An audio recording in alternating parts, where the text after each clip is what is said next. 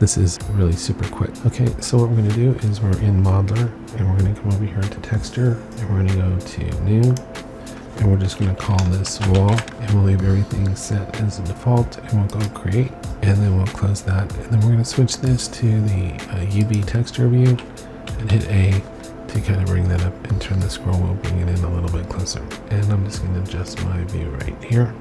Then all we're going to do is we're going to create a wall, and we're going to do that by making a box. And we're going to come into the back view, and we're just going to drag like that. You can just hit F2 to center it and drop the tool at the same time, and you'll notice that we don't see anything, so we have to hit F to flip it, and there is our wall. The last thing that we need to do is just come over here to UV tab, and then we're going to hit Make UV right there.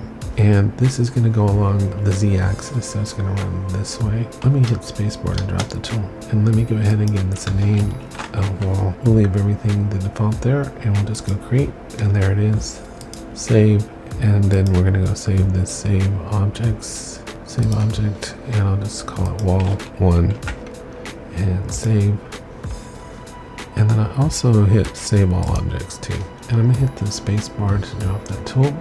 And now we're just going to send object to layout, and there it is. And all we have to do now is just come in here to the surface editor, and we'll double click this, and we'll come over here to image. You can type in image here, and it'll come up right here. We double click this, and we'll double click that, and we'll go to load image. Now this image actually comes in the LightWave Content Folder under Primitive Lights, Images, Primitive Lights. And it's right there, concrete, and we'll just go open. You can use another image if you want, and then we just come here down to mapping, and we set it to UV map. We go to wall, and we close this, and then we're going to put color into color, and we're going to put bump into bump. And we're going to close this, and it's as simple as that. If I go into VPR, there is our, let me go into camera view.